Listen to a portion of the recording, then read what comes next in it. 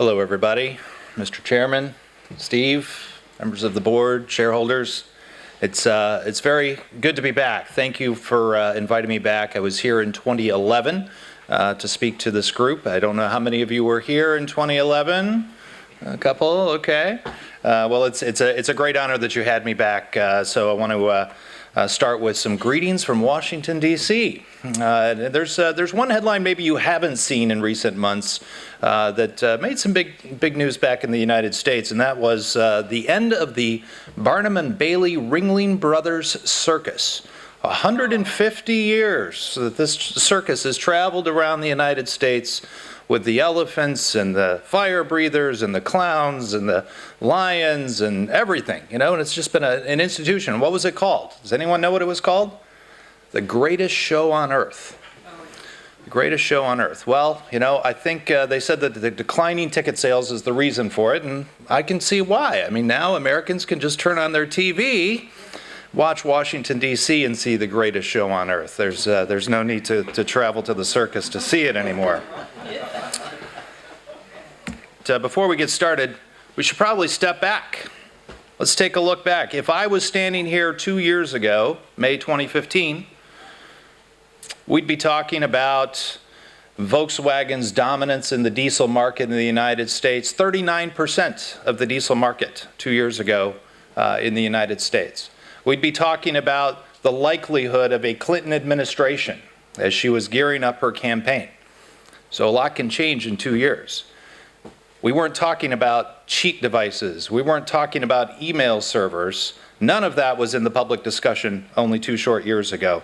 So a lot has changed, and so my words of wisdom today that I want to leave you with, expect the unexpected. Let's talk about 4 things today. What's changed since I was here in 2011?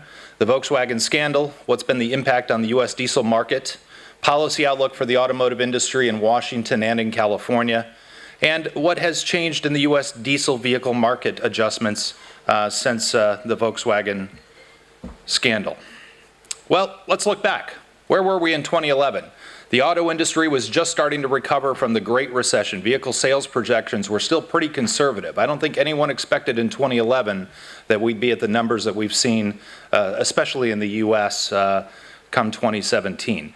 The Obama administration was set to adopt the fuel economy and CO2 standards through 2025, and California was adopting LEV 3. Now that's important because that gave us for the first time what I call regulatory stability. So it gave us a period of time where we could look ahead 12 to 15 years, and we knew that California wasn't going to pull the rug out on emissions. We knew that CAFE was in place, which actually would encourage the automakers to adopt diesel as a part of their compliance strategy. So when you have that period of 12 to 15 years of regulatory certainty, it allows for the automakers to think about the capital that they would need to bring diesel to the U.S. market. And we certainly weren't there in 2011. It was just starting to come back in as 50-state diesels that could be sold in all 50 states. And so now we had that stability in 2011. VW Audi was the undisputed leader in diesel cars. They famously aired an ad called the Green Police in the Super Bowl the year before I was here. If you haven't seen it, Google the Green Police Audi ad. It's quite interesting.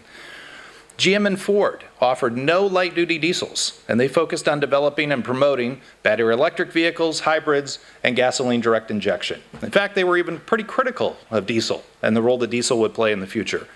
So diesel policy, and we faced some policy and consumer headwinds, but I would say that the future was bright, and we were pretty optimistic of where we were. In fact, when I was here, I showed some projections on slides, what the market was in 2010, what we expected the market to be in 2015, and what the market was going to be in 2020 based on each technology.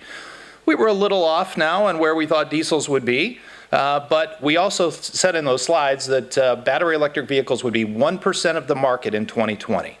And a lot of people thought, nah, that's not going to be true, but I'll tell you what, I think it will be 1% of the market in 2020, if not less. It's still very much a niche technology in the United States. And then this happened. So 20 months ago, we faced a pretty big scandal that changed the market and changed the face of diesel and the diesel industry in the United States. It was a major setback. And it's interesting to remember that all the Volkswagens were equipped with all the technology that was needed to meet emissions legislation and certification. It was only when they were on the road that it shut off those emissions to get better performance or to get better fuel economy. So the technology was on the vehicles that needed to meet the emission certification. So this was not a crisis of the technology. This was one company's choices to try to get to the market quicker in 2009 than other companies, and that's what we're faced with. So again, expect the unexpected. Well, what's the impact on our organization? You might recall when I was here in 2011, we were called the U.S. Coalition for Advanced Diesel Cars. Well, we've changed our name. So thank you again, Volkswagen. But we decided, our board members decided in December of last year, one of the things that we've always said is set standards and get out of the way. Don't try to pick a technology. Make your standards technology neutral. What's your goal? What are you trying to accomplish? CO2 reductions, petroleum reductions, increased miles per gallon. Find ways that you can reward how we get to those things without necessarily picking a technology and winners and losers. And when you do that, diesel would have its place in the market. It would have its natural place in the market. We weren't asking for special handouts for diesel. We wanted to level the playing field, and diesel would have its natural place. So we always said that. We always said we're the market leaders. We're the suppliers that are the ones that are providing every technology to every automaker, but we wanted to talk about diesel and make sure diesel had a role to play. Well, what we did is we said, let's change our name. Let's call ourselves the Alliance for Vehicle Efficiency. We're still going to talk about diesel, but we're going to talk about any technology that improves the efficiency or the emissions in the internal combustion engine, up to but not including battery electric vehicles. We're not going to focus on battery electric vehicles. There's other groups, plenty of people are promoting battery electric vehicles, but let's talk about what we can do to improve the internal combustion engine. And if you think about it, technologies like 48 volt, that can be used on a diesel, it can be used on a gasoline. There are a lot of ways that we can still use and improve the internal combustion engine, and so our group of suppliers are going to continue to promote those activities. So you can see what we're about. We employ over 20,000 people. We're talking Bosch, Borg-Warner, Honeywell, Johnson Matthey, Umicore, the big players in both the powertrain and the emissions in the supplier industry. What's been the impact on the U.S. market? That's what we really should talk about, right? Well, you know, I saw this headline from Green Car Reports 7 days ago. Reports of diesel's death are greatly exaggerated. Well said, well said. Again, if you think about it, it was the crisis of one company, not the technology. No significant shift in the consumer sentiment, and we'll talk a little bit more about that. And automakers still need light-duty diesel for CAFE compliance, and we'll get more into CAFE here in a moment. So it's resulted in more scrutiny from the regulators, but it hasn't resulted in tighter emissions, which would have been a knee-jerk reaction because, again, it was about one person cheating. This was not the crisis of a technology. So all in all, I think we weathered the storm pretty well. So what do I mean when I say no significant shift in consumer sentiment? The number of models offered is actually recovering to 2014 levels. All the Volkswagens and Audis came off, but now we've seen GM come back. We've seen Ford introducing models. Mazda's come into the market. Jaguar Land Rover. So the number of models that was available to the consumer is actually recovering to 2014 levels. Less than 10% of the people that said they won't buy a diesel cited the emissions scandal as the reason why they wouldn't do it. So it really didn't have a lot of impact on people's decisions about diesel. Most people understand this was the choice of Volkswagen. Interestingly, hybrid sales have actually fallen. 2% of the market. I think we predicted a lot more on those slides that I presented in 2011 for 2015 and 2020. It's only 2% of the market. 2013 levels, so it's actually dropped back from where it was in 2014, 2015. Why would that be? Fuel prices probably plays a large part of it. Fuel prices have been hovering around $2 a gallon in the United States for well over the last 2 years. Certification scrutiny. This was my biggest fear when Volkswagen had their problem, that we would now have other companies facing significant regulator scrutiny on future models, and it's happened. And it's still a big concern for me. However, I will say, I think it's going to get better. I'm pretty confident. So 2017 models were held up quite a bit, some up to 6 months for some of the automakers. And that's costly delays. They planned on marketing. They were ready to go to market with their things. They had to provide a lot more information to the regulators. And in the case of some, they're still off the market. So it hasn't been a smooth process. But EPA didn't know what to do. Let's think about it. If you put yourself in their shoes, they got caught with their pants down. They went 6 years or more not finding this problem with Volkswagen, and it was actually an outside university that discovered the information and presented it. So now, obviously, EPA doesn't want that to happen again. So they're putting a lot of scrutiny on it, and frankly, you have to rebuild trust. Unfortunately, Volkswagen destroyed the trust between the regulators and the automakers when it comes to diesel, and everyone has to work back for that. I think it's happening. I think now, after we go through a couple cycles, the automakers are going to know what they have to provide for the certification, and the regulators are going to know how to run these tests probably more smoothly than they have in 2016 and 2017. FCA, some of you have heard that their vehicles were held up. They still are being held up, but I do think that's going to resolve itself in the next few weeks. This was not a Volkswagen. This was a misunderstanding, again, between how FCA interpreted what needed to be done for certification and how EPA is determining it should be done under the new testing regime. I think they're going to work it out. There certainly was some comments flying back and forth over the last few months, but I think it will resolve itself soon, and that's good news for all of us. NOx compliance. So the environmental groups started using this again as a reason to say, see, diesel is dirty, diesel can't meet regulations, it's going to be too costly for them to meet it in the future, so we have to accelerate our push towards electrification. So our group said we can't have that message floating out there. This cannot bleed out from Volkswagen and become a diesel issue. It wasn't a diesel issue, and so we wanted to provide regulators and environmentalists information about it. So we worked with a group called Martech, which is a well-respected industry group, to give us some information on costs. So this report is available online. If you go to Martech's website, you'll find it on their website, and we certainly can provide you the full report. And it's interesting. I'm only going to pull a couple slides from it to talk with you about today. So let's talk about NOx. Can diesels meet future NOx regulations? Martech looked at a number of vehicles on the market today in the United States and where their levels are falling, and the ones that you'll see highlighted here, the important one I think is the 328D. This was a vehicle they brought to market in 2014 in the United States. I think this is looking at a 2015 vehicle if I'm not mistaken. But there's nothing magical about this. You can see the hardware that's on the vehicle, and there's nothing magical. There's nothing expensive. There's nothing hard to do. And BMW is already showing that they can meet 2023 levels in 2015, 2016.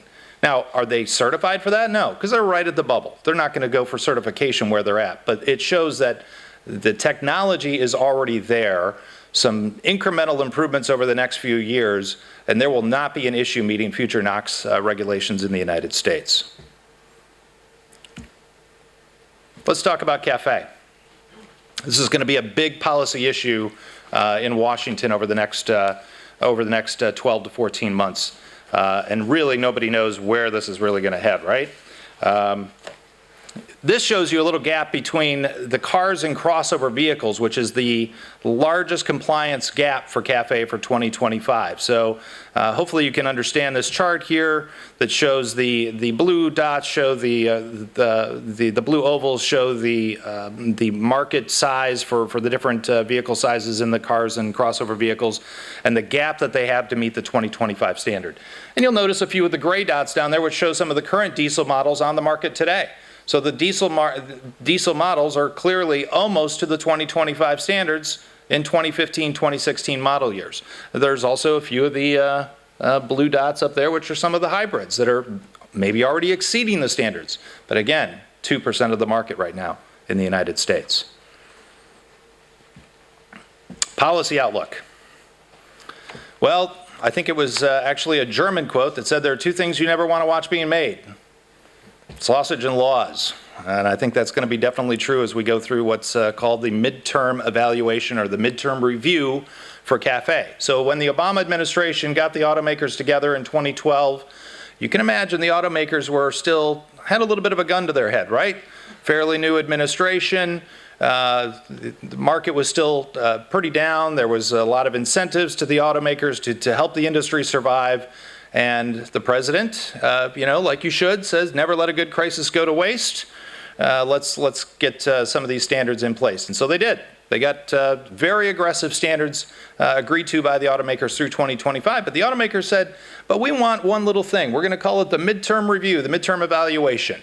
And we want to be able to take a look to make sure, is it still feasible? Is it achievable in the midterm? And so that's what we're going through right now. It started about a year and a half ago.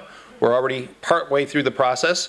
They went through what's called the Technology Assessment Report, which was done last year. And that's where they looked at every technology. What's changed since 2011? How have the technologies changed? There was a lot of talk about transmissions in 2011 that didn't necessarily pan out. What technologies have worked better than expected? Which ones haven't? Which ones are consumers accepting? Which ones aren't they? So that's part of the reason we went to MARTech to get some of this data, was to show where diesel is and where we think diesel can be in the 2022 to 2025 timeframe. So the timeline for this has always been published as, you would have the TAR, the Technology Assessment Report, published in June of 2016, and then you'd have a proposed determination somewhere in 2017, which is language regulation speak. But then you have comment periods, and then you have another proposed rule, and then you have more comment periods, and then a final rule is issued in April of 2018. That's the timeline that was always put forward. Well, the Obama administration, on their way out, decided they wanted to lock it in.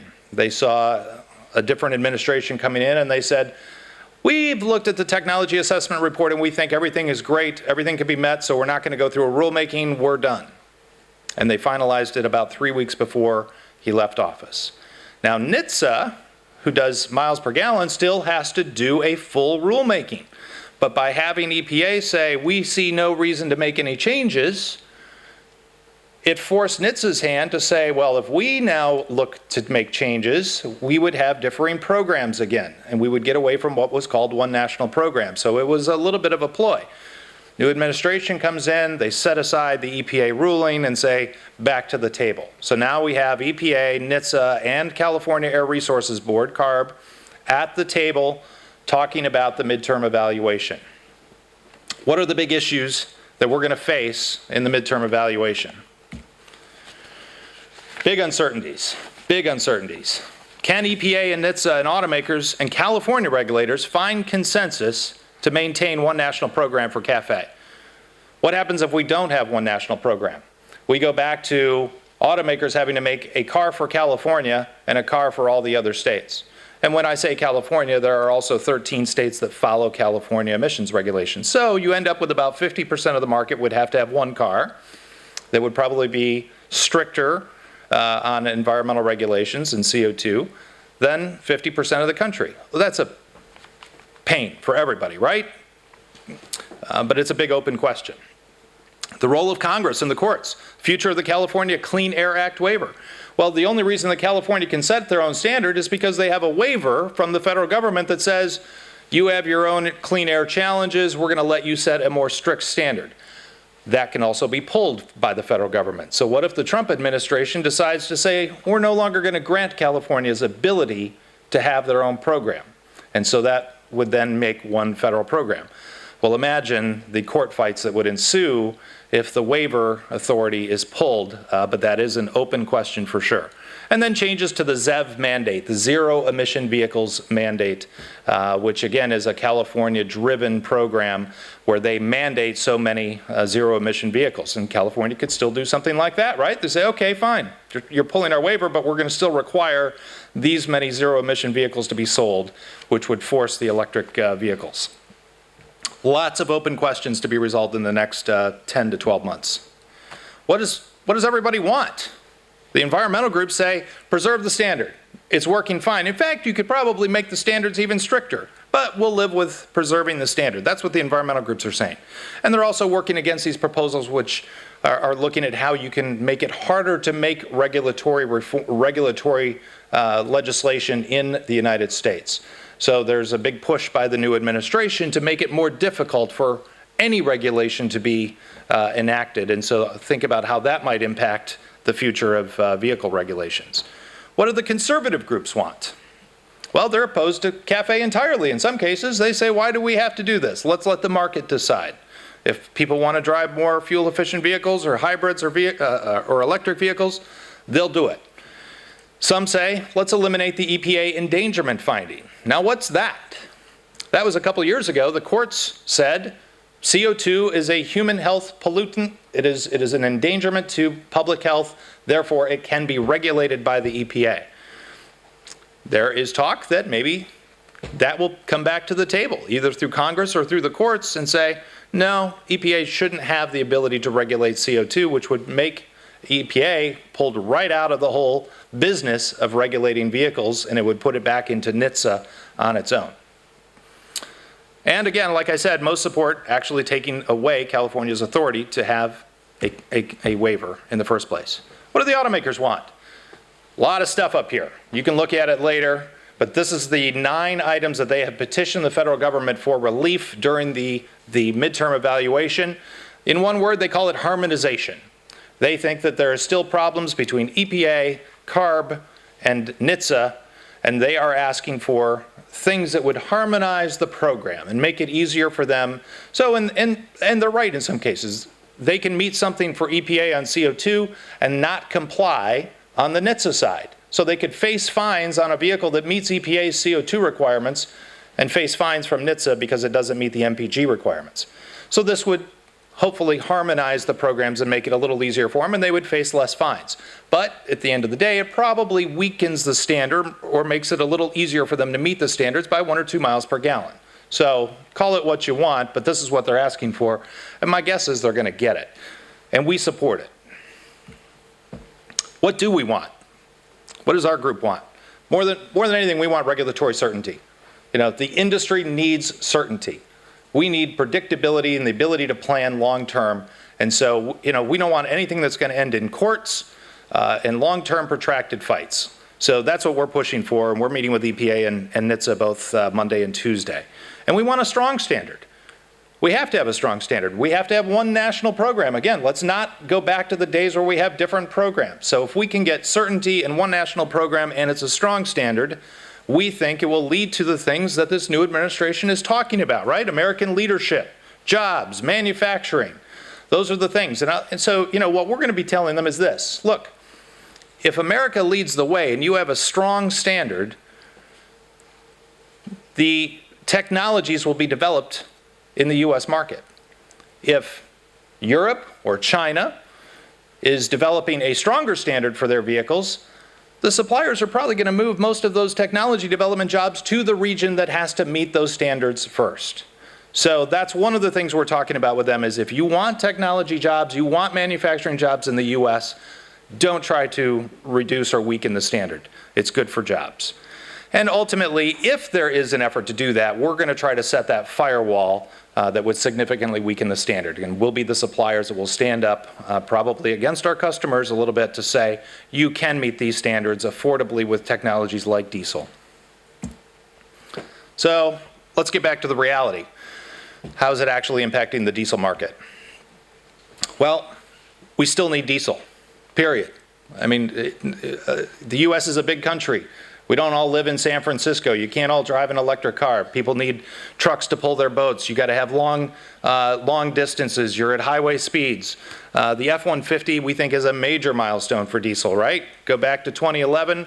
They said, no way, we don't need it. We can do it with GDI and turbocharging. FCA, diesel lineup expansion. So if they can get through this problem in the next couple of weeks, I think we're going to see some exciting announcements where we're going to see more vehicles coming from FCA. And that's a good thing. Daimler, I saw some news this week. They say they're pulling their diesels out of the United States market. They're clearly frustrated with the certification process. But you know what? They haven't put a lot of effort into it in the last few years. They haven't marketed them. They haven't done a lot. I'm not convinced this is a final decision. This could be a little bit of a decision that they're going to try to work with EPA to say, make it a little easier for us on certification and maybe we'll reconsider. But for now, they're saying they're pulling theirs out of the market, but they've been very small in market share as it is. Pickups are a big business. They're profitable. They're best sellers. And so again, here's that same slide looking at the pickup market. Huge gaps to fill for the diesel or for CAFE in 2025. But again, if you look, 55 to 65% short of the standards in 2025 as of right now. But the diesel vehicles, the diesel trucks are only 15% short of 2025 targets. Lots of encouragement there. Diesel market adjustments, you know, look, we're getting new diesel models from a broader group of OEMs than when we were in 2011. When I was here in 2011, we were essentially talking European manufacturers. Now we're seeing GM actually picking up and looking to fill the vacuum from Volkswagen, right? We have a new Chevy Cruze coming in a diesel. We have the Equinox coming in a diesel. They're going after those customers that were VW customers that like to drive smaller diesel vehicles in the United States. And then we see the global OEs reaffirming their commitment to diesel. BMW still saying they're going to bring the 5 Series. They've had a strong lineup in diesel. Nissan with a new pickup. Jaguar Land Rover, Mazda just announced last month that they're finally bringing their diesel to the U.S. market. And why? This is why, right here. It's still cost competitive compared to other technologies.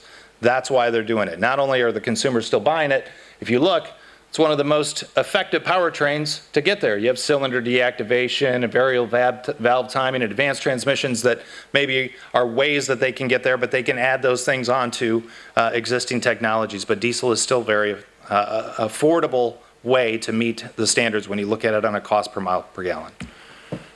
Now we have a fuel penalty in the United States, so when you look at it from a CO2 perspective, diesel loses a little bit, but even when you apply the diesel fuel penalty to the CO2 equation, diesel is still very competitive with all the other powertrain options. So, no one would have predicted when I was here in 2011 where we'd be today. We must be able to quickly adapt to changing political, regulatory, and market conditions, and diesel remains a viable regulatory and consumer option in the U.S. And we're still seeing new product offerings coming. So I'm still bullish on diesel 6 years later after being here before. So expect the unexpected, folks. Thanks.